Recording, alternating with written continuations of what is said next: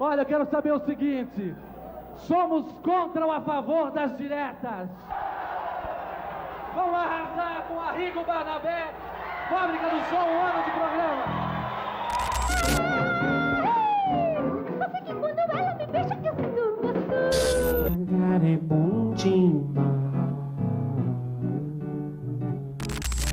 Numa banda, bateria, rock and roll. Do acaso quem marca em cartas de tarô. E o seu bilhete que está premiado também foi roubado. O que é que você fazia? Tem ponto de terreiro agora. Eu quero é cantar na televisão. Na televisão que eu quero cantar. Veja o canal 2, 4, 5. Irmão, o negócio é o seguinte: é pura briga de foice. Tá ligado? TV Cultura, transmitindo o primeiro Festival Universitário da Música Popular Brasileira, diretamente do Teatro Pixinguinha Sesc. Eu nunca considerei um movimento com a expressão de uma Tropicália, uma Bossa Nova, não é louco, né? Mas era uma movimentação que, em grande parte, pelos alunos da USP, né? Lá na ECA e no Departamento de Música. Então, o jornalismo logo encampou essa coisa da vanguarda. Olha, o nome Vanguarda Paulista foi dado por um jornalista, né? E ele relacionou com a turma de São Paulo, era majoritariamente da Universidade de São Paulo, existia essa história da vanguarda da música que tinha na música da USP. É uma vanguarda, é uma coisa que está à frente da sua época, né? E naquela época, eu posso admitir que é um novo estilo musical que surgiu mesmo, uma nova maneira de compor, né? Com essa coisa um pouco teatral, falada. Cito tiririca, tomo umas e outras pra baratinar. Arranco o rabo do Satã pra provar pra quem quiser ver e comprovar. O Itamar, eu, o Tati, com o Grupo Rumo, e o Premeditando Break, né? Desses 4 grupos, 3 deles estavam ligados ao Departamento de Música da Escola de Comunicações e Artes, né? E eram trabalhos que se caracterizavam por uma ruptura com o que estava sendo feito, né? Todos estavam procurando novidade, estavam querendo compor alguma coisa que tivesse um sentido de rompimento com aquilo que já se batia nas rádios, na televisão também. Eu acho que sim, tem coisas de bastante ruptura, principalmente o trabalho do Luiz Tati, que ele vai para o canto falado, né? E o meu trabalho que trabalha com dissonância, com formas que não eram usadas na música popular, né? Não tinha baião, eu não fazia um gênero, né? Fazia rock, não fazia baião, era uma mistura.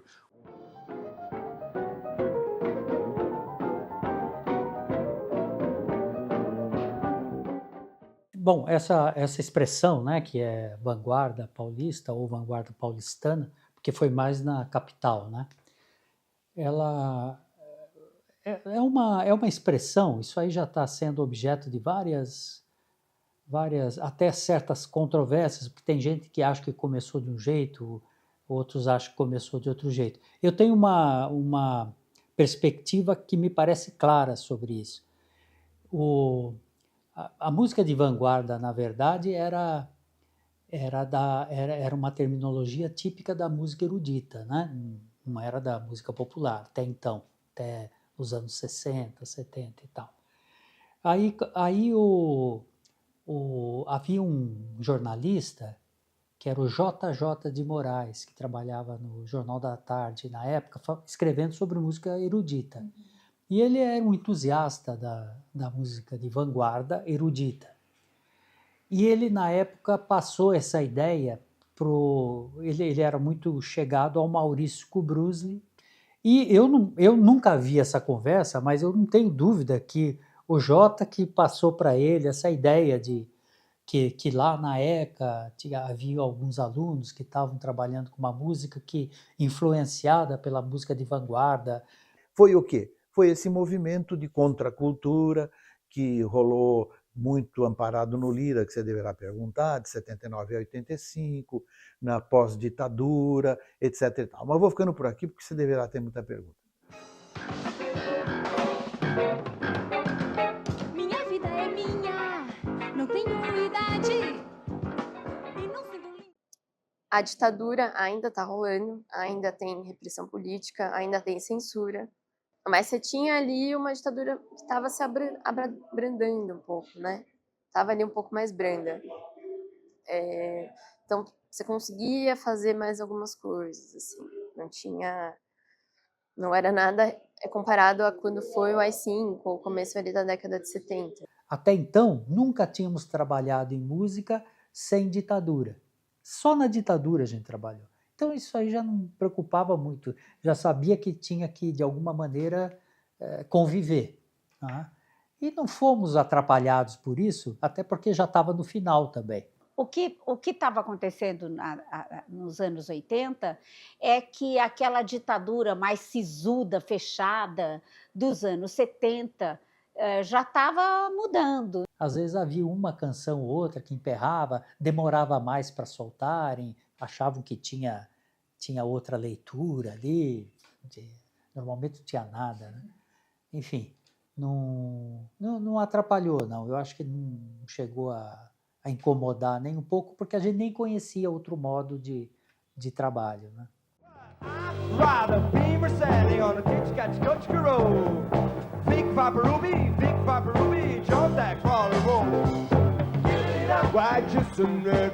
Então, a minha influência musical para chegar até Itamar Assunção e o que eu já fiz na minha trajetória como cantora até hoje começou no meu próprio lar, através dos meus pais, principalmente do meu pai, que ele foi músico amador no interior de Minas. Aí, quando eu já era adolescente, eu comecei a cantar com os meus primos da Zona Leste. Vamos dizer assim, eu senti que eu podia fazer música em dois momentos, assim.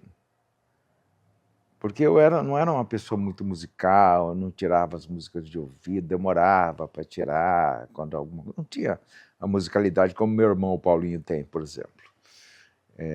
Mas quando eu ouvi o Allegro Bárbaro, do Béla Bartók, eu entendi aquilo. Eu entendi aquela coisa indo para o lado abstrato, assim, sabe? E quando eu ouvi também o Arcade Lírico, no disco branco do Caetano, eu também entendi aquilo, e era um negócio que já ia para a música eletroacústica e tal, né? Diluído na grande cidade, idade de pedra, ainda canto quieto o que conheço. O Itamar ele teve contato com música desde muito cedo. Ele nasceu em Tietê, morou lá com os avós por um tempo da vida. E lá em Tietê tem o Batuque de Umbigada. E isso é uma das coisas que a Nelis conta muito. Eu peguei uma história dela, contando de quando o Itamar contava para ela essa história dos Batuques de Umbigada, e de que tem uma música, principalmente percussiva, muito forte, dessa tradição afrodiaspórica aqui no Brasil e tudo. Então, e essa festa é uma coisa que marcou muito a infância ali do Itamar, o tempo que ele passou em Tietê. E junto com isso, ele também tocava atabaque em terreiro. Ele frequentava terreiro, o pai dele era pai de santo. Na altura de um tempo, assim, né, as pessoas começaram a querer ir para a faculdade, estudar, e cada um foi para o seu canto, né? Eu, naquela época, não tinha tão claro o que eu queria ser, eu gostava de cantar, né? E eu falei, como que eu vou fazer se eu não toco nenhum instrumento? Aí eu fui estudar violão, e foi lá que eu conheci meu professor de violão, o Luiz Rondó, que me apresentou o Itamar. Ele tinha acabado de gravar o LP, né? Na época, não tinha CD, chamado Beleléu Vimbratel. Entrego tudo que vem na minha cabeça. Mas era um negócio muito distante. Eu não cogitava, né? Aí, quando eu fui em 1971, eu tinha entrado na Escola de Arquitetura aqui em São Paulo. eu fui fazer o Festival de Inverno em Ouro Preto, fui fazer o curso de música lá, curso de piano. E lá eu tive contato com o Smetak, que estava lá com aqueles instrumentos malucos dele, conversava com a gente, às vezes à noite no bar.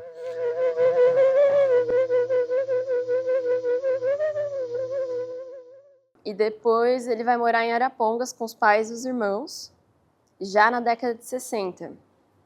E ali, na década de 60, está nascendo o rock, né? Ou está nascendo o rock, mas pelo menos está ali se popularizando o rock. E aí, aqui no Brasil, você tem várias bandas começam a surgir muito inspiradas nos Beatles, por exemplo, nos Rolling Stones, essas coisas começavam a pingar aqui, que ainda era muito pouco o acesso, né? E aí surgiram essas muitas bandas, o Itamar teve uma. Eu fazia parte do coral do festival, a gente estava preparando uma missa do Ailton Escobar, Orbis Factor em memória ao Mário de Andrade. Essa missa foi onde eu comecei a ver como é que se escreviam essas coisas contemporâneas, mais malucas, assim, né? Junto ali também nessa vivência de bairro, ele começou a ter aula de violão. O que é muito interessante o Itamar ter começado a tocar violão, porque já percebe aí desde o início essa veia da música popular no Itamar. O Itamar sempre foi da música popular. E essa é a grande questão dele depois, né? Como que você é um artista que está fazendo música popular e você não consegue chegar nas pessoas. Essa foi a questão de vida do Itamar, assim, né? Ele sempre repensando isso nas várias fases. E aí, lá em Arapongas é muito perto de Londrina, né? Os irmãos dele vão estudar na Universidade Estadual de Londrina. E isso foi muito fundamental para o Itamar, essa ligação ali com esse movimento cultural da Universidade Estadual de Londrina. Então, lá ele fica próximo do grupo de teatro. E aí ele até participa da montagem do Arena Conta de Tiradentes, do Boal. E as primeiras composições do Itamar ele apresenta lá em alguns festivais de música. Tem até o festival na Boca do Bode, que ele fez parcerias com a Rigo Barnabé, e é quase que uma pré-vanguarda paulista, ali na Universidade Estadual de Londrina, na UEL. Aí eu resolvi fazer música. Não é exatamente resolvi fazer música, mas eu tranquei matrícula na FAO e fui para Londrina. Fiquei em Londrina e no final do ano, quando o Mário Lúcio, que era meu interlocutor principal lá em Londrina, ele veio de férias, ele fazia o ITA aqui em São José. Quando ele veio de férias para Londrina, eu falei, Mário, vamos compor alguma coisa? Puta, acho que já dá para a gente compor, a gente tem tanta ideia e tal. Daí fizemos o Clara, começamos a fazer o Clara, a parte musical, né? E ele estava querendo pessoas, o Itamar estava procurando vocalistas para montar uma banda, né? Então, eu fui uma das primeiras vocalistas do Itamar, né? Quando o meu professor Luiz Rondó me apresentou o disco, eu achei muito estranho. Mas o Rondó me deu esse disco, eu levei para casa, mostrei para o meu pai, que já tinha essa mente aberta. Ele falou, filha, mas que coisa interessante, por que você não conhece? Vai conhecer o Itamar, é uma porta para você, você gosta de cantar, é afinada. Aí, em 73, teve um festival em Londrina chamado Boca do Bode.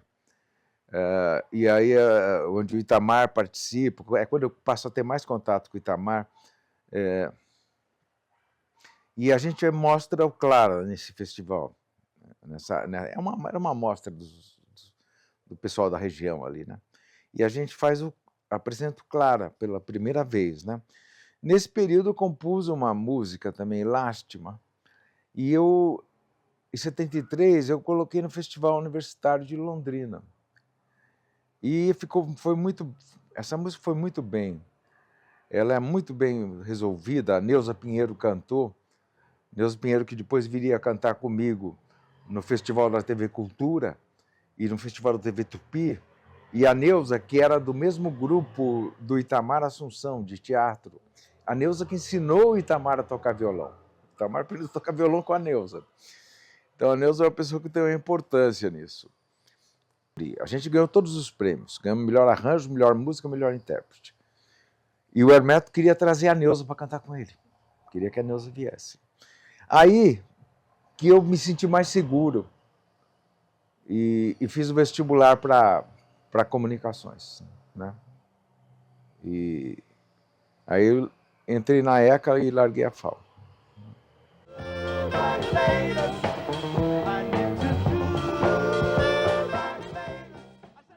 Bom, como eu comecei com música, acho que praticamente quando eu nasci, assim, né? Que minha família ela sempre gostava muito de música, de cinema, de artes em geral, e eu sempre ouvia música. Então, na ECA, na USP, todos faziam música. Eu fiz como, um detalhe bobo, mas como ouvinte, não era inscrito oficialmente, porque eu fiz um Mozarteum, uma outra escola de música. Por quê? Porque eu precisava descolar uma forma de trabalhar, né? E eu fiz, então, educação artística e música. E daí fazia lá, como ouvinte, gravitava. Aí acabei largando engenharia, e aí vi que minha vocação era jornalismo, né? Então daí que eu fazia jornalzinho, assim, em todas as escolas onde eu passava. E aí, bom, em 80 prestei pela USP, não passei. Aí fiz amizade com duas jornalistas da Casper, estavam se formando, a Cida Santos, que hoje em dia escreve sobre esporte, e a Lia Nutzi, que é taquígrafa, né? E, bom, aí as duas, quer ir ver como que é a Casper lá? Aí eu fui lá, aí eu adorei, me inscrevi, acabei passando e me formei lá. E essa mesma Cida Santos, bom, ela é a culpada.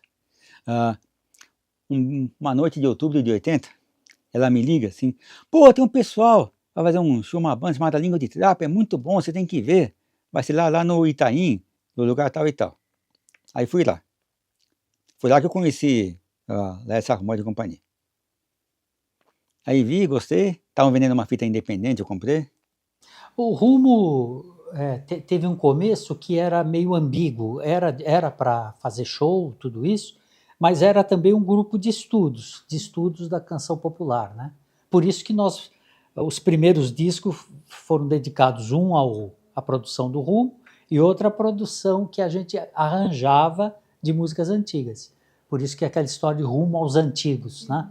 Então tinha o rumo, digamos, ao futuro, né? E o rumo aos antigos na época, né? Então era um grupo aberto até no começo, não tinha nem muito critério, era quem quisesse estudar canção, que tivesse esse mesmo interesse, e é especificamente a linguagem da canção que a gente queria descobrir qual era, né? Aí eu gostei muito, né? Aí comecei a pegar as músicas no violão, né? E o último ano desse pessoal lá na Casper, que foi em 81, coincidiu com o meu primeiro ano. Aí comecei a me enturmar com o pessoal, né? Até lembro, por exemplo, quando o Laerte, ele compôs Xingu Disco, em parceria com o Carlos Melo. Ele chegou pra mim e tal. Eu estava sempre com violão para lá e pra cá, né? Eu cheguei pra ele, tem essa música assim e tal, né? Depois ele me contou que ele comentou, tem um louco lá na casa que tirou nossas músicas no violão e tal, né? Eu não seria presidente do Brasil, United Corporation, Bauxita and Steel. Os outros não começaram assim, eles já tinham a ideia de ter uma carreira artística, né? Sabiam que ia ser difícil, e de fato foi, mas a ideia já era essa. Nós era paralelamente a carreira artística, mas também queríamos isso também, né? Inclusive, cada vez mais a gente foi bandeando para as apresentações e tal, e os estudos ficaram com alguns. Bom, aí me enturmei com o pessoal do Língua e tal, e aí um belo dia, tinha a Casa da Esfirra, que era lá perto da Casper, né? Que era na esquina da Santos com a Joaquim e Eugênio. A gente sempre se reunia lá, que a esfirra era coisa boa e barata, assim e tal, né? E aí um belo dia o Laerte me chega assim, a gente vai fazer show na Casper. Você conhece algum baixista? Eu falo, conheço um mais ou menos, eu. Então foi assim, daí no início de 76 para 7 começou lá, mas começou incipiente como um grupo de alunos e tudo, né? E na sequência eu procurei o Manga, que ele tocava cello, e eu tenho as minhas músicas. E eu queria alguém. Eram músicas que não eram necessariamente de humor e com o jeitão da vanguarda, mas em suma, mas já tinha graça, já tinha umas coisas. Procurei o Manga, ele falou, nós estamos começando um trabalho lá na ECA e tal. Daí nos aproximamos e começou juntinho lá, todo mundo. Foi por aí. Boa noite. Prezadíssimos ouvintes, para chegar até aqui tive que ficar na fila, aguentar tranco na esquina, por cima a lotação. Se esqueceu do camburão. Pois é, a chamada música independente, né? Nós não tínhamos uma gravadora grande, né? Um selo que nos apoiasse, justamente porque era uma música, eu acho que no Brasil ainda ela não era assimilada, né, 100%. Ela não era uma música considerada música popular brasileira, né? Embora ela falasse de coisas muito populares, do cotidiano, de uma pessoa, as dificuldades para se viver numa cidade, essa estrutura urbana aqui de São Paulo. Bom, a gente tinha muita independência para fazer o que quisesse, era uma coisa relativamente nova, você ser independente, bancar o seu próprio disco, fazer o seu próprio fonograma, e realmente as rádios, vamos dizer, a Rádio USP, a Rádio Cultura, divulgavam muito o que a gente fazia e não tinha jabá para a gente, né? Era apenas na qualidade da música mesmo. Não havia nada inerente às canções que dissesse que aquilo lá não poderia tocar, não poderia fazer sucesso, coisas assim. E nenhum dos artistas, nem no Itamar, nem no Arrigo, nem na gente, nem no Premier. Não tinha essa questão. Mas aí eu tenho a impressão que atrapalhou muito no sentido de dedicação, né? O Rumo acho que foi o que mais durou, principalmente das bandas, porque banda é difícil segurar, né? Bom, aí, Bia, nós éramos outsiders, né? Assim, comia a sopa pelas bordas, porque, como disse, não era uma música que, pelo costume das rádios e televisões, absorvesse esse estilo mais gozador, às vezes mais combativo, em função até de uma abertura leve que estava rolando, né? Mas a coisa não virava mainstream, que era, de uma certa forma, que as pessoas queriam, não pelo fato do sucesso em si, mas poder viver daquilo. Ele queria viver daquilo, né? Tanto que o Arrigo nem terminou a faculdade, ele queria viver de música. O Arrigo, por exemplo, é muito difícil a música do Arrigo. E é muito difícil você gravar a música do Arrigo também. A música do Arrigo, a música do Itamar, tem que ter todo um trabalho muito complexo de estúdio para conseguir dar conta de captar tudo aquilo ali. É isso, mesma coisa com o Itamar, com o Grupo Rumo, principalmente também.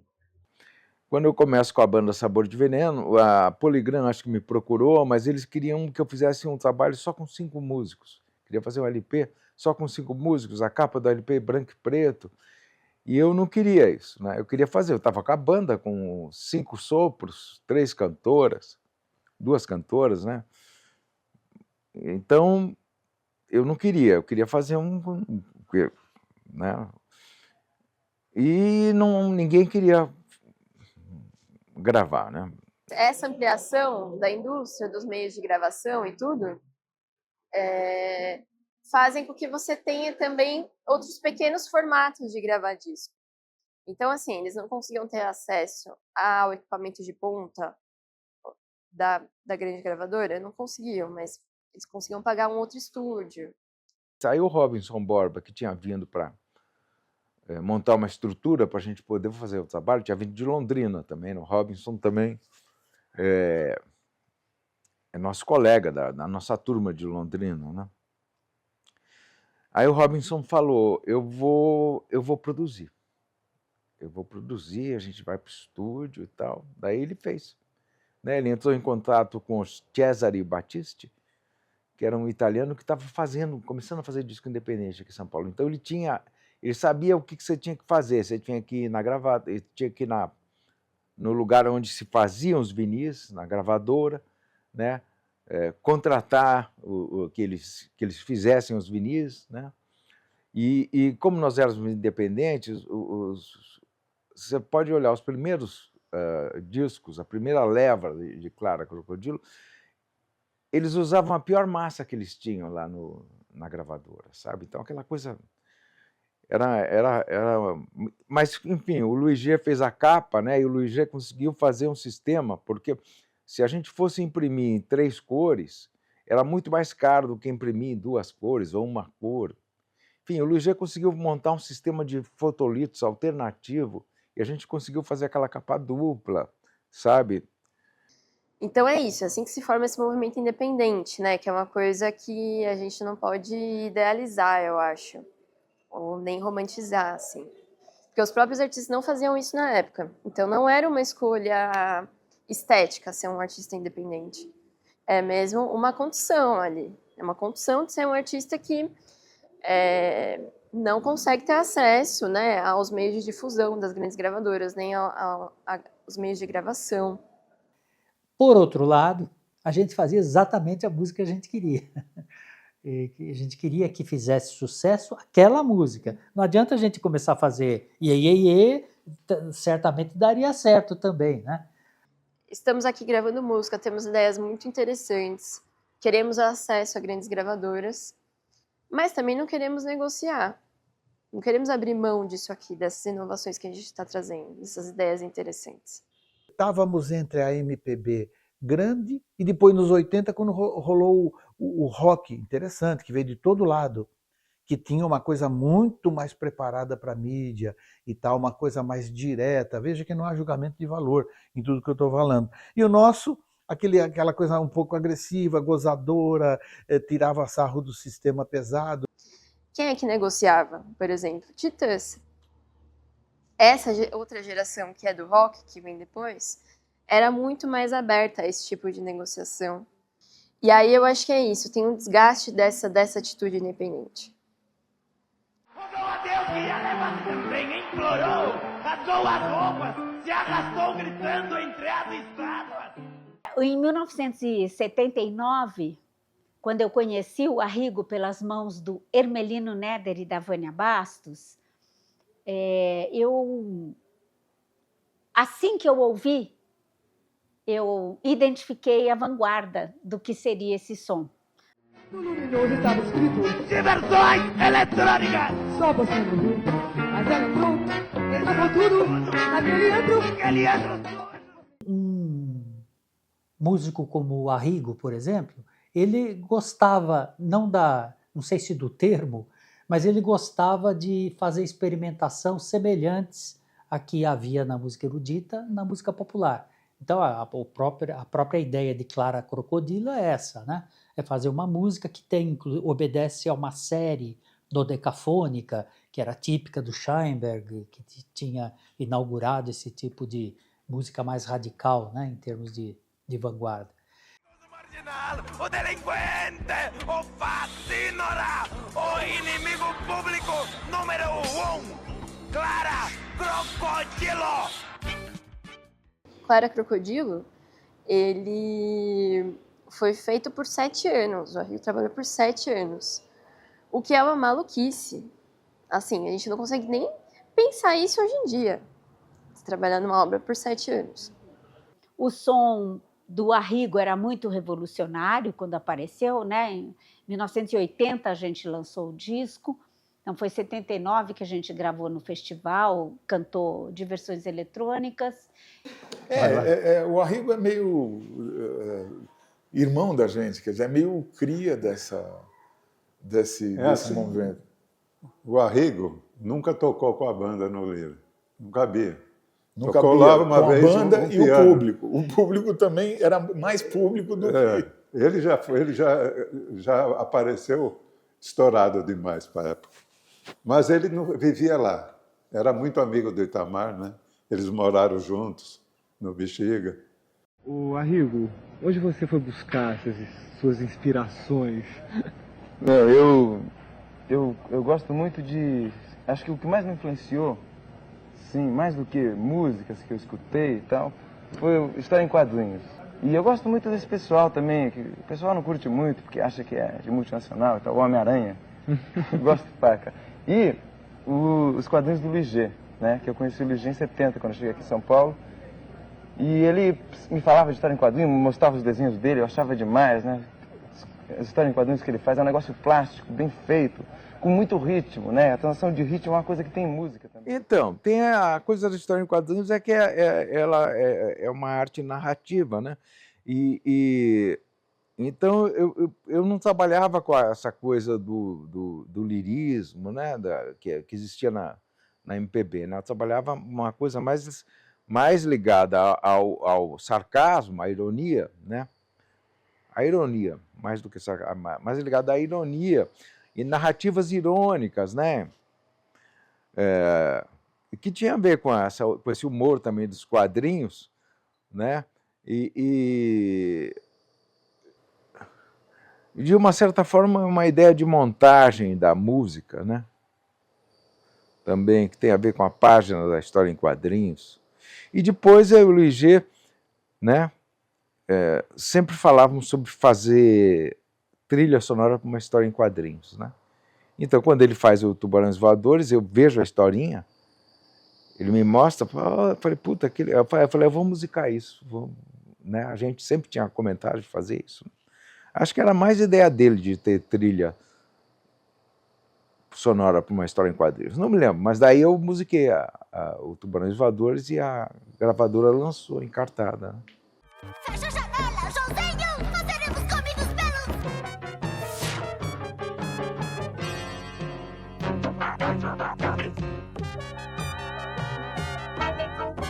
Não resolve nada.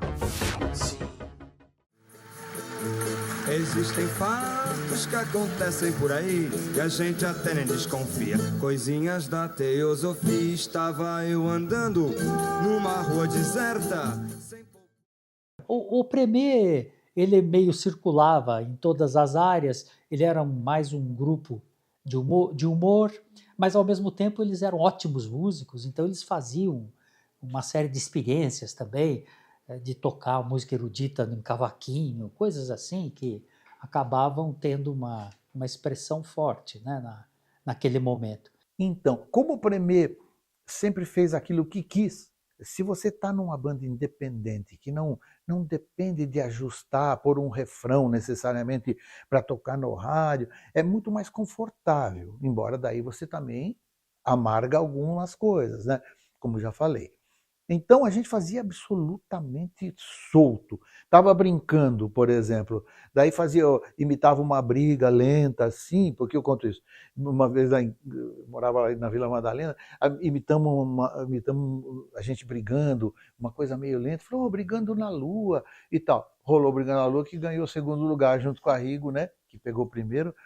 Quero dizer com isso que era espontâneo, e a gente era, já somos até agora meio bagunçado, imagine com 20 e poucos anos, 22. Era um absurdo completo.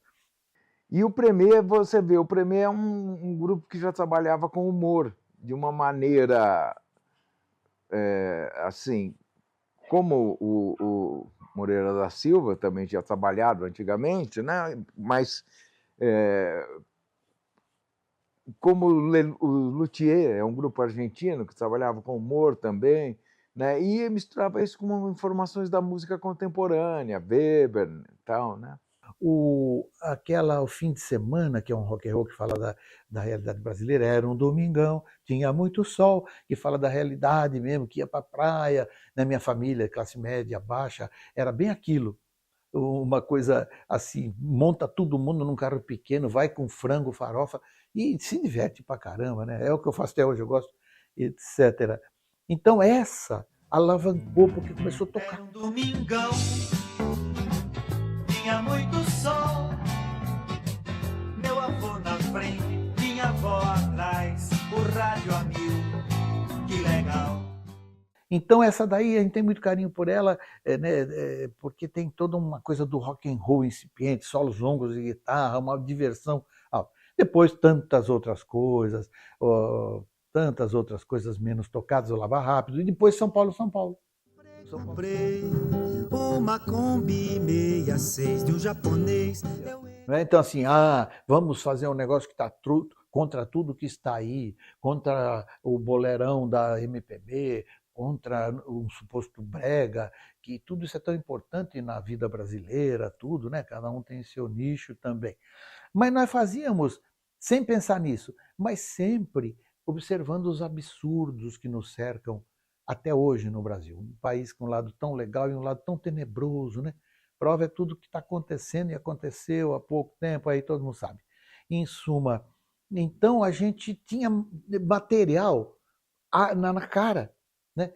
Na cara, jovem, estudante, tende a ser, né, gozador. Então a gente acabava fazendo coisas contra os absurdos sem falar, vamos falar desse negócio, como é o Vida Besta. Gosto de levar vantagem em tudo que eu faço. Vida Besta, né? Falando daquele estilo que era corroborado pelo sistema militar, eu repito, porque era uma coisa muito dura, né, e ridícula. Queria apagar o pensamento jovem, censurar a imprensa, censurar. A censura é absurda, né? A censura é até um elogio para a grandeza da arte, porque é medo que faz a censura, né? Ser tão tenebrosa e tal. Gosto de levar vantagem em tudo que eu faço. Todo santo dia eu penso em Deus e faço fé na loteria.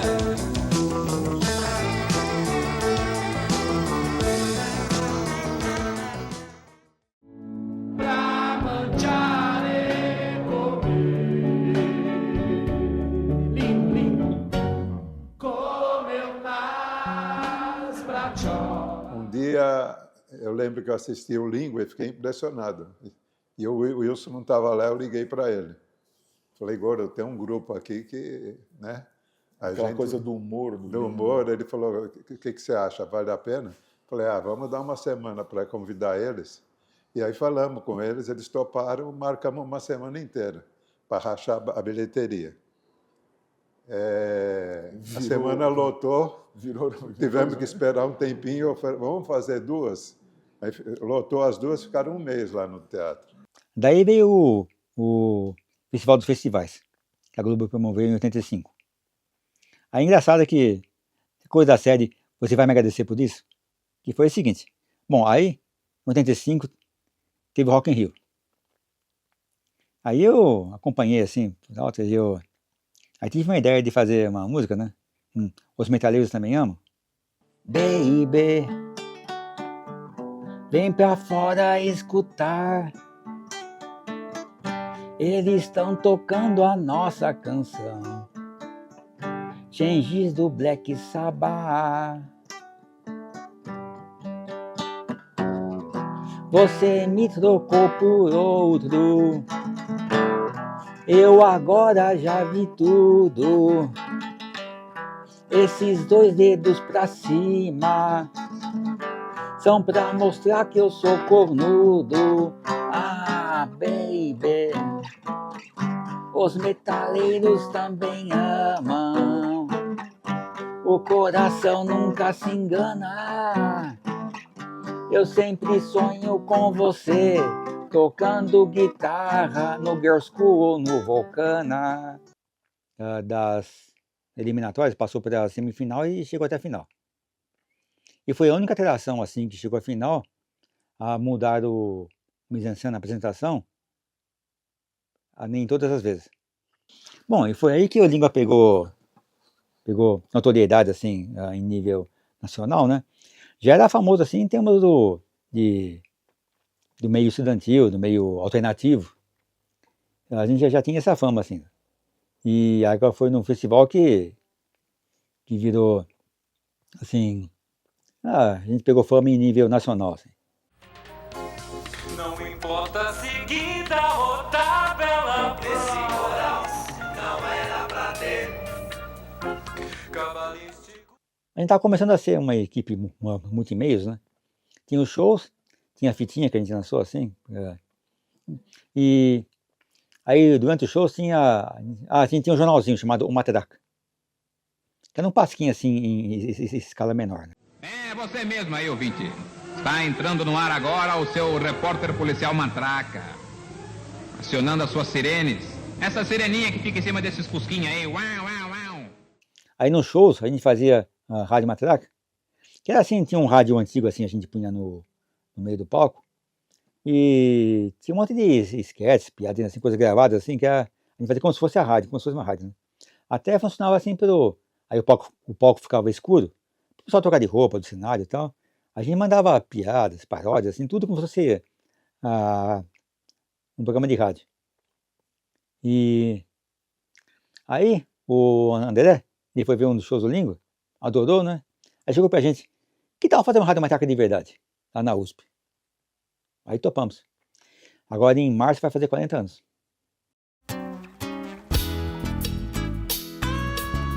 Finalmente decidiu fazer. Eu fazia filosofia na USP e fazia iluminação de teatro. Eu vivia da iluminação, porque da filosofia era difícil viver. E aí, por causa da iluminação, eu fui parar no Lira como iluminador. E você? Eu tive uma trajetória um pouco mais complicada, porque eu comecei a fazer engenharia em Barretos, que foi o lugar que deu para entrar. E em Barretos eu vivi uma coisa muito engraçada, porque o Chagas também fazia engenharia em Barretos e era aquele guitarrista fantástico. Então a gente vivia meio junto nas repúblicas, eu escutando ele tocar, e Jimi Hendrix. Então era uma coisa muito interessante. E em Barretos, para eu poder me sustentar, eu cantava em bar à noite, em coisas desse tipo, para complementar o dinheiro da República. E era uma situação muito engraçada, você tocar à noite e de manhã estar na faculdade de engenharia. Aí eu mudei para São Paulo, consegui uma vaga na FAAP, que ficou impossível de pagar as mensalidades. E eu passando na Avenida Paulista, no MASP tinha uma placa enigmática, hoje Secos e Molhados, no Teatro do MASP. Falei, o que é Secos e Molhados? Nunca tinha ouvido falar. Aliás, acho que todas as pessoas ainda não conheciam os Secos e Molhados. Bom, eu desci do ônibus, entrei no MASP para assistir, e depois que acabar de ver Mato Grosso, na performance maravilhosa e os parceiros dele, eu saí de lá e disse, eu não volto mais para engenharia, vou fazer música, vou assumir essa história e tal, que é uma história muito difícil. Em 77, eu tinha muita relação com o executivo da Suzano Papéis, que era um cara também que estava absolutamente insatisfeito com a vida de executivo. E eu contava para ele dessa vivência de música, de teatro, de show, em Barretos e etc. Ele falou, por que a gente não faz um teatro? Ele chamava Valdir Galeano, eu nunca mais tive. Aí eu falei, vamos e tal. E a gente começou a procurar um local para fazer o tal teatro. E a gente viu um anúncio no jornal que dizia espaço de 400 metros quadrados na Teodoro Sampaio, 1091. 1091 A. Nós paramos lá, era uma porta minúscula, a gente desacreditou que aquilo desse para fazer por causa do tamanho da porta. Entramos numa escadaria, realmente tinham 400 metros quadrados, e só aquele acesso pela Teodoro, mas ela tinha uma vantagem que era uma rua atrás, uma viela atrás, que daria para fazer uma porta muito grande e ter muita segurança. O Lira foi tudo, foi tudo, porque ele amplificou o nosso sinal de uma forma escandalosa. Foi de 79 a 85 mais fortemente, ele durou um pouco mais, mas era outra coisa, etc. Então o Lira, ele abrigava o nosso jeito caótico e outsider como ninguém. E a demanda dos artistas era tão grande que rapidamente o teatro estava lotado de quarta a domingo. Nós tínhamos uma programação para segunda e terça-feira, sexta e sábado, meia-noite, e sábado e domingo, peça infantil à tarde. Enfim, era uma coisa assim, a demanda por espaços em São Paulo era absoluta. Não existiam os Sescs. Então eles fizeram isso. Antes do Sesc, Lira foi a salvação. Todo mundo fazia show lá, menos o Arrigo, porque não cabia. Intérprete Neuza Cordoni. Acompanhamento, Arrigo no piano acústico, Regina piano elétrico, Bozo no harpa string, Jacaré sax alto, da Júlia no tenor, Nonoa trompete, Bocato no trombone, Itamar no baixo, Paulinho bateria, Rogério percussão, Tonho na guitarra e as vozes de Klaus Petersen, Hermelino Mantovani, Vânia Vasco, Suzana Salles e Cláudio Leal. A gente às vezes programava o artista uma semana, um mês depois a gente tinha que programar ele o mês inteiro e o mês inteiro lotado. Era o caso do Premier, do Língua, do Rumo. Então, como o teatro era pequeno, ficava várias semanas em cartaz. Isso ajudava o boca a boca. E a gente vivia no Lira, né? A gente vivia ali toda hora, né? A TT fazia show lá, morávamos eu e a TT, a gente morava junto. A TT fazia, eu ia junto, ia nos ensaios, ficava lá, Itamar fazia show, a gente ia. Então eu vivia lá. Acho que o grande mérito foi a gente ter a sensibilidade de localizar essa possibililidade e ter um pouco o desemprego. O que eu vou fazer na vida? A gente virou sócio quando o Wilson chegou, porque a gente não fazia mais só iluminação, né? A gente começou a se envolver em toda... né? A gente, porque era ele e o Plínio Chaves, que... E o Wilson, então, assim, era ele sozinho, nós começamos, como ele diz, desce aí da cabine e vamos trabalhar. Porque é engraçado, o sócio, o Valdir, 3 meses depois, ou 2 meses depois de inaugurado o Lira, ele se apaixonou por uma mulher, foi morar na Ilha Bela. E não voltou mais. A vida dela e nunca mais voltou.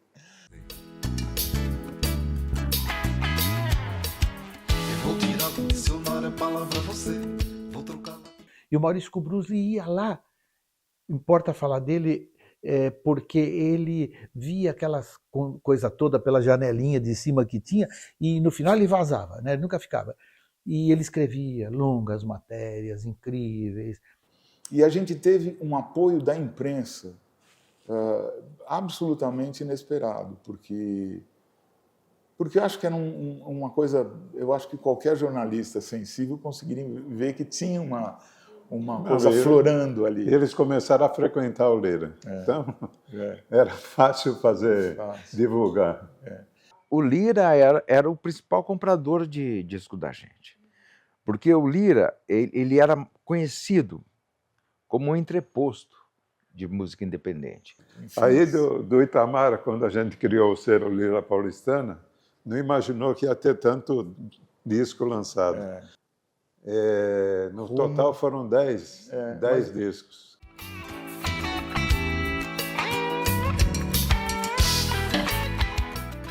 Olha, milagrosamente, as contas se fechavam no final do mês. Ninguém conseguia comprar um carro novo, mas... Nem um apartamento, mas se vivia muito bem. A gente estava tão envolvido ali no dia a dia que... E aí tem a outra fase da gente comprar uma máquina para ser a nossa gráfica, e a gente alugou uma casa. O Lira, como teatro, ele, de uma certa forma, trazia uma relação muito boa, porque eles primeiro era pequeno, então você teria 200, 250 no máximo, com gente sentada no chão e tal, né? Mas a divisão lá era de acordo com as circunstâncias. Se era muito pouca gente que frequentava, a divisão era assim, 30% para o Lira e o resto para os artistas, né? Quando era muita gente que ia, e vários dias, daí eles faziam meio a meio, né? Para eles ganharem mais também, né? Porque eles tinham um monte de despesa, né? E assim, o fim do Lira, do que o Lira vivia? De artista. Como eu te disse um pouco lá atrás, chegou uma hora que esses artistas não cabiam mais lá. Então eles foram para espaços maiores. E espaços maiores começaram a se interessar também, né? A geração seguinte, não tão longa, mas já não levava tanto público, porque o que enchia o Lira era o artista. Então a gente continua com programação, mas nem tudo que que era programado já tinha a mesma demanda, de público que tinha antes. Mas a gente tem que agradecer muito os artistas que existiram, o público e a imprensa, a TV. Intrépidos grunhidos de felicidade.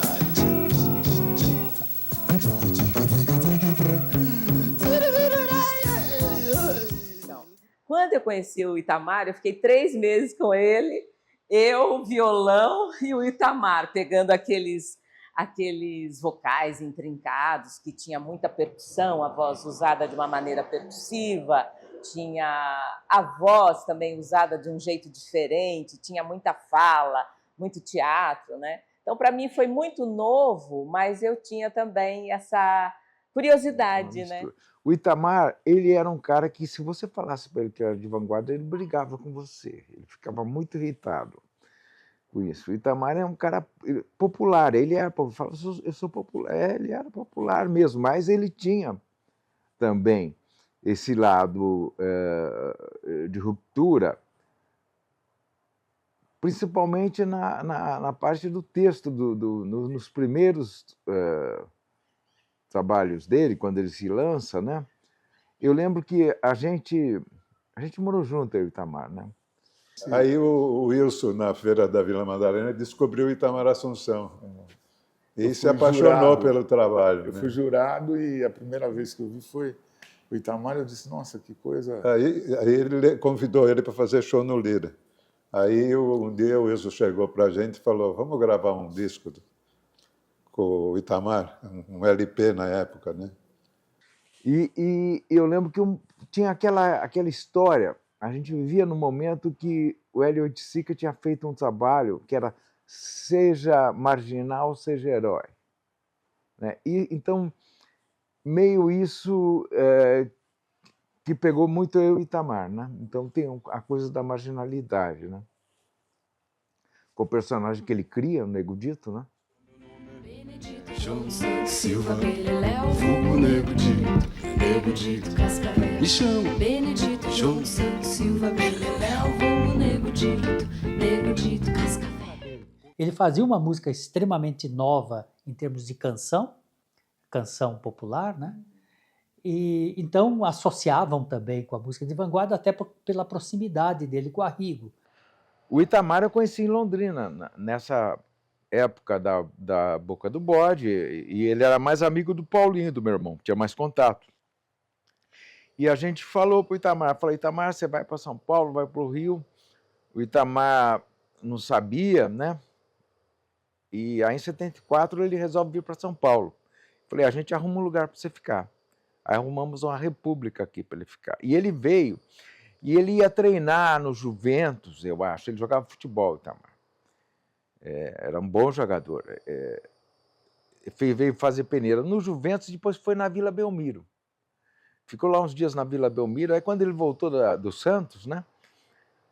Ele voltou e falou assim, não dá para eu jogar futebol, não. Os caras são muito bons, eu não tenho condição, eu vou para a música mesmo. Eu não tinha compromisso com outra banda. Era só o Itamar. E o Itamar, ele tinha um jeito que ele queria uma exclusividade, na verdade, de quem trabalhasse com ele para estar disponível full time. Até para ou pintar um show, ou um programa de TV, ou para ensaiar constantemente com ele. Eu acho que ele exigia isso da gente. Por isso que eu acho que era tão perfeita as nossas apresentações, né? Porque o que eu estava dizendo mais cedo da música do Itamar, né? O Itamar você não consegue ouvir passivamente. Ele é um cara assim, e isso é muito interessante, porque ele é um cara que cutucava muito o público dele nos shows. E isso também passa para a forma musical dele. Então você está ouvindo ali, você fica meio incomodada, mas você também está gostando. Mas é uma música que causa um estranhamento, né? Eu acho que o Itamar, ele faleceu com esse ressentimento de, no próprio país, ele não ter sido entendido, sabe? Talvez hoje em dia tivesse um esclarecimento maior da música dele, que é fantástica, que é genial. Hoje aqui você é nosso réu, comporte-se bem, entendeu? Aguarde sentença. Eu não, aguarde a tua sentença. O Chagas, ele participou da primeira banda do Itamar. Quando o Itamar gravou o disco Beleléu e Eu, aquela banda era uma banda de estúdio. A Isca de Polícia, no primeiro momento, ela era fictícia ali no disco. E depois, para o show, ele precisava montar uma banda. E aí o Luiz Chagas participou, assim, dessa primeira formação da Isca de Polícia. E entre idas e vindas ao longo da vida, de formações de banda e de gravação de disco e tudo, o Luiz Chagas sempre esteve presente, até o fim da vida do Itamar, até porque ele estava fazendo por último, assim. E... Ai, tô emocionada.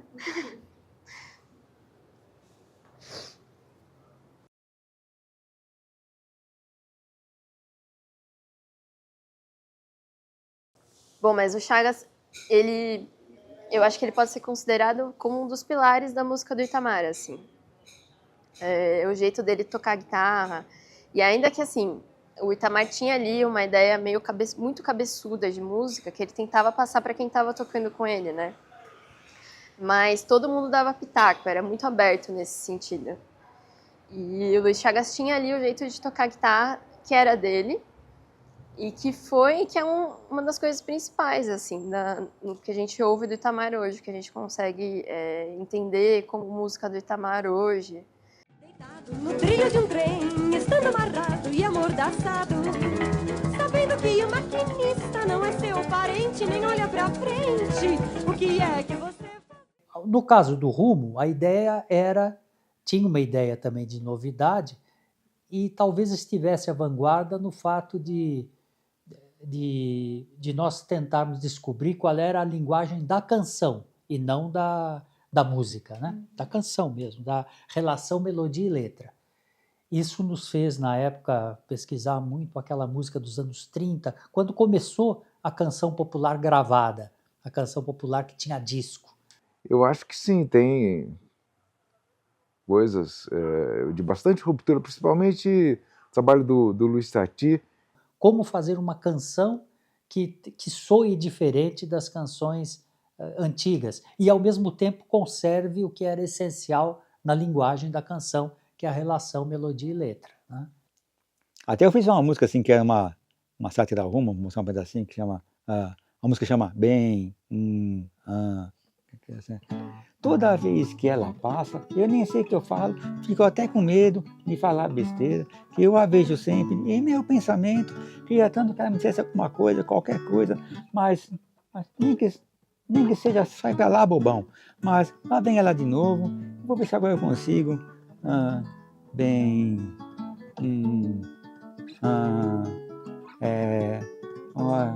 Calor, né?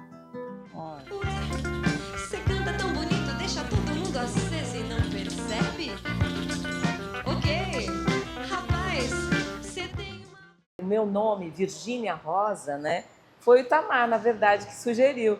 Porque o meu nome primeiro, Virgínia, e depois o segundo, Rosângela. Ele falou, não, Rosângela é um pouco complicado. Por que você não adota Virgínia Rosa? Tem a ver com você, essa coisa meio romântica, doce. Então foi o Itamar que me deu esse nome. Sorte! Não haver o que segure, são senhoras e senhores, mas quem é que me garante que minhas peças microfones sempre funcionarão? Mesmo vivendo tudo isso, tendo cantado com Arrigo, já estava cantando com o Itamar, eu não me considerava cantora e eu tinha ganhado uma bolsa, eu fazia jornalismo na ECA, USP, eu ganhei uma bolsa de estudo do Instituto Goethe para ir para a Alemanha e eu pensava que eu seria correspondente internacional, era o meu desejo, né, como jornalista, e eu já cantava. Só que lá na Alemanha eu passei um belo de um inverno e descobri que realmente o que eu queria era cantar, apenas continuar cantando. Aí eu larguei a USP e fui virar cantora. Para mim era uma festa estar no Isca de Polícia, era um desafio estar no palco, era provocativo, ele incentivava, como ele fazia com a plateia, nós também fazíamos, né? Era muito gostoso, eu tenho uma saudade muito boa, acho que me ajudou como artista, a eu soltar os meus demônios, sabe? Foi bom. Acho que talvez seja bom também falar como as parcerias das cantoras foram muito importantes para todas nós, né? Então, a Vânia Bastos, a Tetê Espíndola, eu, a Eliette Negreiros. Acho que a gente plantou uma sementinha muito boa por aí. Cantando em paz, canta, canta, canta mais. A Suzana Salles, a Vânia Bastos, a Ana Ozzetti, Eliette Negreiros, né?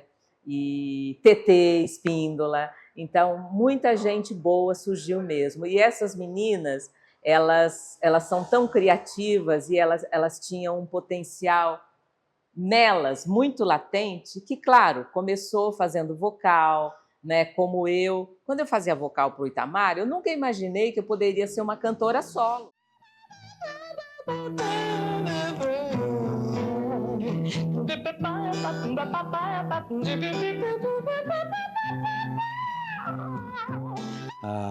Bom, a Tetê já vinha de outro trabalho assim dos anos 1970, com a banda Tetê e o Lírio Selvagem, que era com os irmãos, né?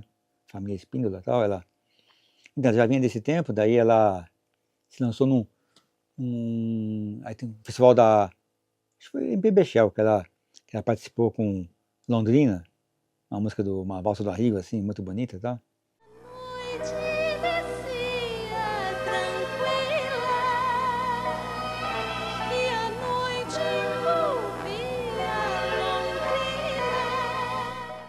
Já a Tetê Espíndola foi uma das que furou a questão, foi tocar em programas populares, sobretudo com o Festival dos Festivais, que, né, todo mundo sabe, e Escrito nas Estrelas, que era dela. A Tetê foi de uma ousadia, de um incrível.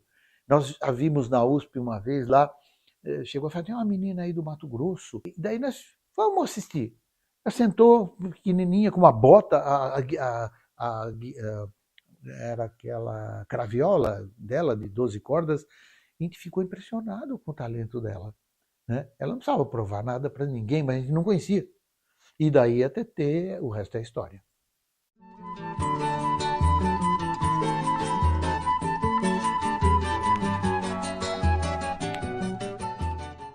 E aí você tem esse movimento aqui em São Paulo de universidades, de universitários e tudo, que são muito ricos culturalmente também, e que dá um pouco de respaldo para essa cena. Então, ali dentro desses ambientes universitários, eles conseguem um público. Você falou da USP, nós tocávamos em todas as faculdades, de física, química, arquitetura, nós íamos nos restaurantes tocar, dentro de ônibus. Então, e lá a gente buscava o público, entre outros lugares, entre os cursinhos famosos da época, o Intergraus, o Equipe, sobretudo, em todos aqueles cursinhos importantes, nós íamos e tal, e com faixa, tocava 2, 3 músicas na rua e falava, vamos estar no Lira, por exemplo, voltando um pouquinho ao Lira. E na USP também, punha faixa, Premier compra o Lira. Uma vez nós falamos isso, uma faixa escrita, Premier compra o Lira. Mas o que é isso aí? E ia ver esses absurdos, né? Então nós pegávamos um público de lá, da USP, total. Os universitários, a maior parte deles, né, que nos seguiam, que eram fãs, que ajudavam a divulgar esse tipo de música, né? Não só do Itamar, mas do Arrigo, do Premeditando Breck, né?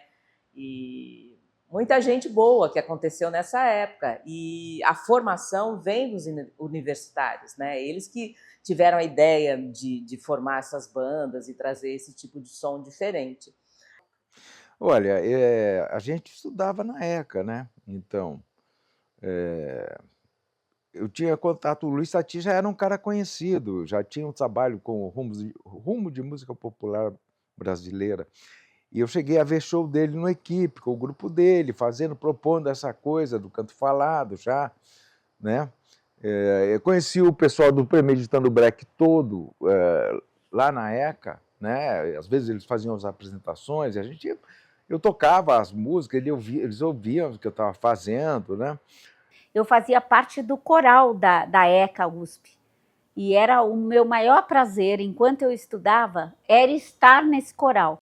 E esse coral, Comunicantos, regido pelo Celso Feliz, era muito bom, porque era um grande ponto de encontro, né? Foi lá, a Vânia Bastos fazia parte desse coral, o Hermelino Neder também. Então, era um espaço de experimentação de música, não só mais clássica, como também contemporânea, erudita. Então, eu estava lá, olha, você quer ver o Bozo Barrete, por exemplo, né, que veio tocar na banda Sabor de Veneno. Tava lá, ele ouvia a gente tocando o Hermelino Neder, né? A gente mostrava música um para o outro, né? Fazia reuniões.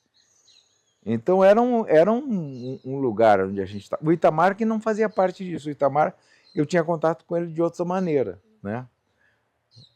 Porque ele era de Londrina, de Arapongas, né? Enfim, tinha ido para Arapongas, mas claro que tinha, era uma turma ali, né? Era uma turma. Então, você sabe que ali tinha um paradoxo, né? Porque o curso de música lá foi muito bom no sentido de que chamou atenção para uma música nova, para uma música, daí que vem a história da vanguarda e tal. Ele chamou atenção, a gente aprendeu um monte de coisa lá, artistas eruditos que a gente mal tinha ouvido falar, né? Depois ouvimos, analisávamos as partituras deles, quer dizer, tudo aquilo, tudo foi rico, sem dúvida. Agora, os músicos lá eram extremamente ortodoxos, eles achavam que eles eram vanguardistas mesmo na música erudita, mas eles eram os conservadores ao máximo no sentido de aceitar a canção popular, que era o que existia no Brasil. Ah, não, o curso era um negócio que você não era estimulado mesmo, né? Eles queriam que a gente parasse de fazer aquelas coisas que a gente fazia, né? Quer dizer, o diretor da escola, né? Meu professor de composição, o Vili, ele curtia. Eu lembro que ele curtia, pedia sempre para eu tocar o Clara, fazer a narração, né? Mas o Tony, ele era contra, né? Lembro disso, hostilizava. A ECA, naquele momento, ela criou condições culturais para se saber que você pode fazer inovações em arte de maneira geral. Assim como havia em artes plásticas, em cinema, né?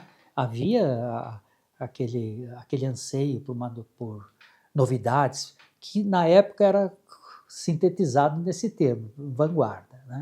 De você estar na vanguarda, né? Na grande cidade me realizar, morando num BNH, na periferia, a fábrica escurece o dia. Demais. Na verdade, você sabe que o São Paulo é o local mais propício para experiências artísticas, de maneira geral, nas outras áreas também. Sempre essas iniciativas mais radicais ou começam aqui ou se consolidam aqui. Olha as pessoas descendo, descendo, descendo, descendo a ladeira da memória até o vale do Anhangabaú. Quanta gente! Tem esse movimento de mudança para São Paulo, né? Do Arrigo Barnabé e do Itamar, eles vêm para São Paulo. Junto com a Denise Assunção também, irmã do Itamar. Que aqui você é isso, né? Até hoje São Paulo é isso. Você tem o que eu acho impressionante, que as pessoas ainda vêm morar aqui para conseguir viver de música aqui. Venha até São Paulo. São Paulo tem socorro, tem liberdade, tem Bom Retiro, tem saúde, tem luz sem ter claridade, tem concórdia, Vila Esperança, tem gente, mais gente cabe. Então, a influência do ambiente que a gente vive, sempre ela aparece nas coisas que a gente cria. E não podia ser diferente, eu acho, na obra do Itamar, né? Ele morava na Penha, naquela época, mas ele se deslocava através de ônibus, às vezes de táxi, às vezes de metrô. E eu acho que ele via cenas muito urbanas, né? Ele também sofreu algumas algumas abordagens da polícia, que ajudou ele a criar alguns personagens, a mostrar um pouco dessa violência, dessa muita violência de São Paulo, né? Então, acho que não tinha jeito. E mesmo as outras bandas dessa época relatavam coisas que acontecem na cidade de São Paulo. Então, tem uma cara muito forte, né? Eu acho que é por isso que ganhou mesmo essa conotação de vanguarda paulista. Fala muito desse ambiente urbano. Nós estamos enfiados na cidade, né? Eu nasci na Lapa, aqui de São Paulo, fiquei anos na Vila Madalena, estou há 25 anos nessa casa. Então, a gente é da cidade. Eu ando por aí de metrô, de ônibus, vou a cinema, vou a teatro. Eu me interesso profundamente pela realidade brasileira. Como sou um paulista nato, a gente projeta isso no que faz, né? Para o Premier foi muito forte, porque todos somos de São Paulo, cada um tem um jeito, vem de uma classe diferente, até social, mas fez uma intersecção que funciona bem azeitada, falando da nossa cidade e dos costumes. Como eu disse en passant, o Premier focou muito nos costumes, né? Então tem um lance São Paulo com esse tipo de experimentação, independentemente de dar certo comercialmente. Mas esse tipo estético de experimentação é típico. A Semana de 22 é paulistana, né? Nossas ruas eram frias como os homens. E é fato, o Premier foi a chave para todas as outras as portas, porque ele imprimiu, no caso, estou falando de mim, em mim um jeito de ser que já era mais na minha, né? E tal. E o Premier deu coragem para a gente enfrentar os palcos, né? E tal. E sem perder um pé, por exemplo, na tradição, com Pixinguinha no choro, com Dona Ivone Lara no samba, com toda essa gente maravilhosa que o Brasil tem, né? No chorinho. Depois demos um salto rápido, partimos logo para o rock and roll, para o funk, tirando sarro de alguns ritmos, ora fazendo o nosso estilo.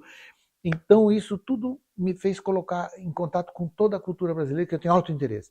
E rolou o programa Bem Brasil, né, que é um programa que eu apresentei de 91 a 2008, 17 anos ao vivo. Gente que faz sucesso, canta ao vivo do Palco do Lago, no Sesc Interlagos.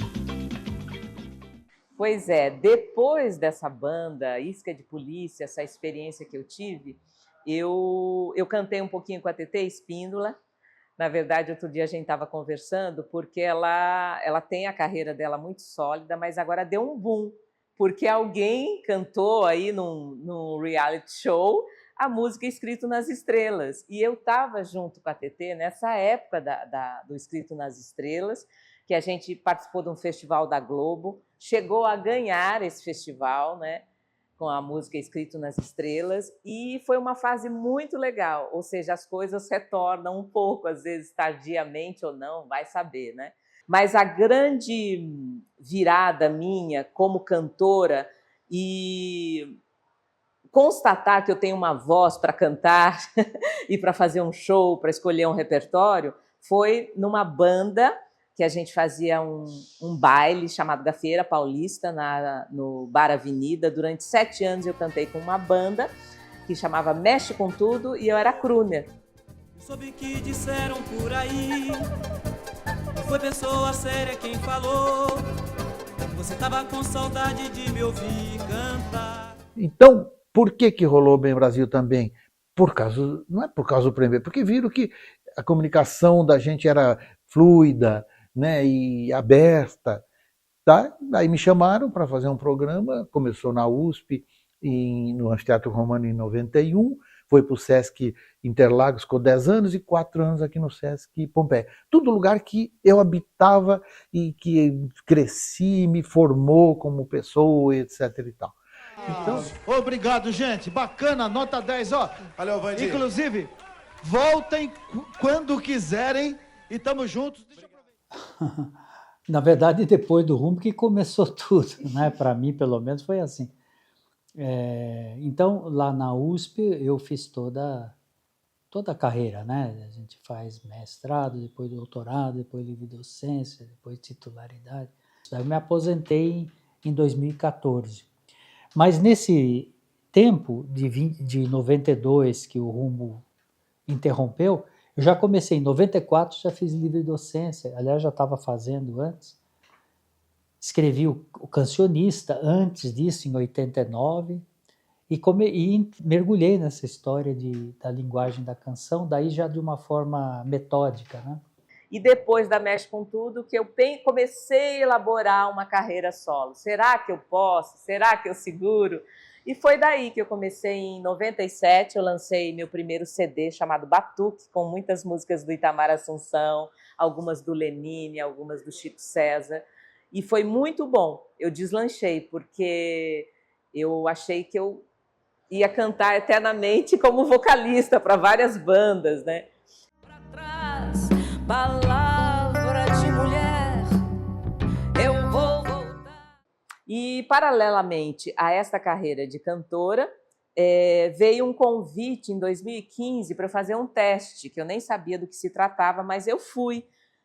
Depois de muitos amigos e principalmente meu empresário, o Fernando Cardoso, achar que eu tinha uma veia de atriz. E aí eu fiz esse teste e passei, e foi muito legal essa experiência na novela Babilônia, ao lado da Camila Pitanga, em 2015. Aí a TV Globo, acho que aprovou bastante o meu trabalho, e aí eu fiz em 2017 a novela Pega Pega, ao lado da Irene Ravache, e depois a última dessa sequência de novelas foi em 2019, antes da pandemia. E junto daí fiz cinema, que é a coisa que eu mais amo. Fiz mais de 10 filmes, uns papéis pequenininhos, outro melhorzinho e tal. Destaco até porque é uma história linda do Sábado, do Hugo Giorgetti, né?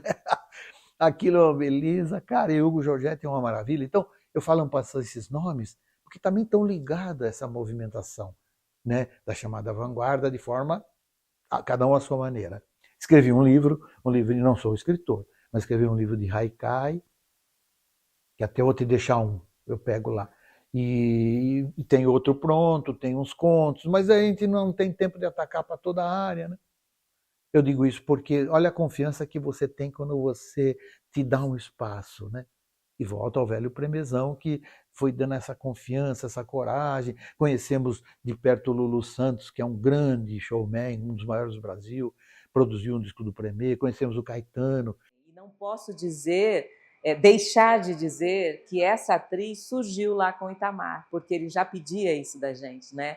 Chega de conversa mole, Luzia, blá, blá, blá, porque senão eu vou desconcertar a tua fisionomia, porque senão eu vou desconcertar, blá, blá, blá, blá. Ele já exigia isso da gente. E fui fazendo também, a partir de 97, os discos. Daí os discos já fora do Rumo, né? Não sei por que tô tão feliz, não há motivo algum pra ter tanta felicidade, não sei o que foi que eu fiz. E esse ano nós lançamos, eu e a Ná, lançamos o De Lua, que é um disco novo que a gente acabou de lançar agora em maio, né? Vejo a lua e seu luar desta terra derradeira, sempre foram companheiras. Bom, eu continuei em frente como compositor, músico, aí fiquei sempre tocando com vários lugares, e hoje em dia eu estou tocando toda sexta-feira. Olha, sem dúvida tem muitas coisas que eu quero fazer, né? É claro que eu sempre terei a referência do Arrigo Barnabé e do Itamar Assunção na minha música, mas eu tenho shows montados, não só esses, tanto com esse som, como também de música caipira tradicional, que eu gosto demais, né? Eu tenho um trio, 2 vozes e uma viola. Tenho um trabalho de dupla com o Paulo Padilha, em que a gente explora bastante esse universo da vanguarda paulista. E eu realmente pretendo continuar cantando sempre, né? E eu canto direto em São Luís do Paraitinga, né? Nas festas de lá. A dica de cantar, o dom que o canto tem que ter se quer encantar. Só que as sílabas se embarcam como sons que se revelam. A gente tem aqui uma gravadora, se é que chama gravadora hoje em dia, mas um produtor de conteúdos musicais com suportes, distribuição e etc. Então A gente não sabe fazer outra coisa. A atração é um pouco a reprodução dessa experiência. Quer dizer, nós também gravamos coisas novas, a gente não se baseia em critérios de possibilidade comercial no mercado, mas sempre artistas que estão propondo estéticas e etc.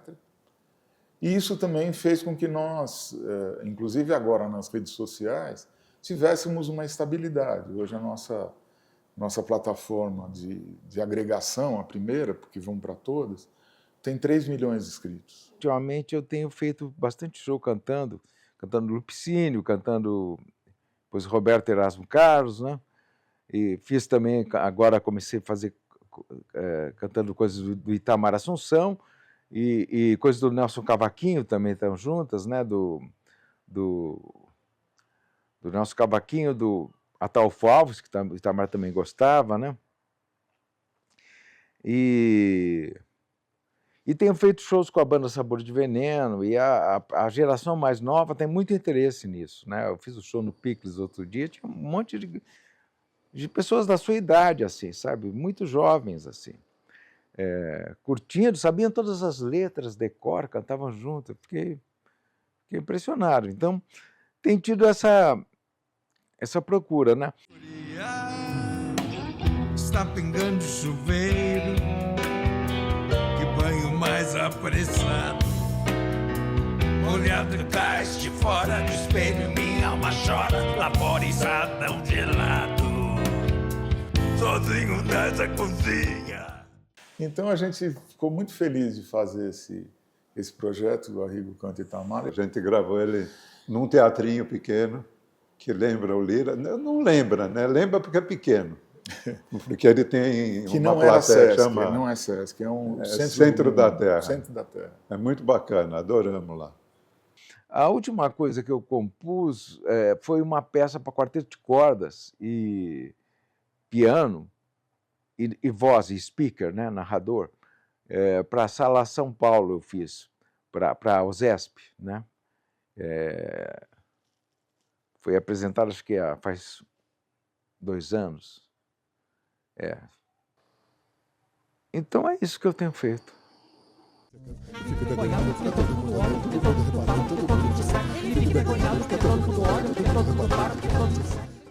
Interessante como a música a música boa, que nem a do Itamar Assunção, do Arrigo, todo o trabalho do Rumo, os compositores dessa época, como eles conseguem continuar com trabalhos autônomos tão belos e tão fortes, né? Então, isso é uma coisa que não tem preço, é seguir na independência e na própria criação. Isso é a melhor coisa que tem. Eu digo como intérprete nesse caso.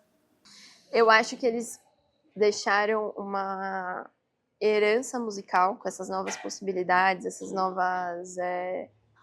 novos paradigmas estéticos, deixaram uma herança musical muito importante para a música popular brasileira, isso é incontestável. Então, você tem uma cena musical hoje de São Paulo que é muito influenciada, você já tem gerações de artistas independentes de São Paulo, que vem muito com essa herança estética da vanguarda paulista. Então, aqui em São Paulo você tem, por exemplo, Kiko Dinucci, Jussara Marçal. Mais da nova geração você tem a Sofia Chablau, tem a Ana Viz, que é uma cantora.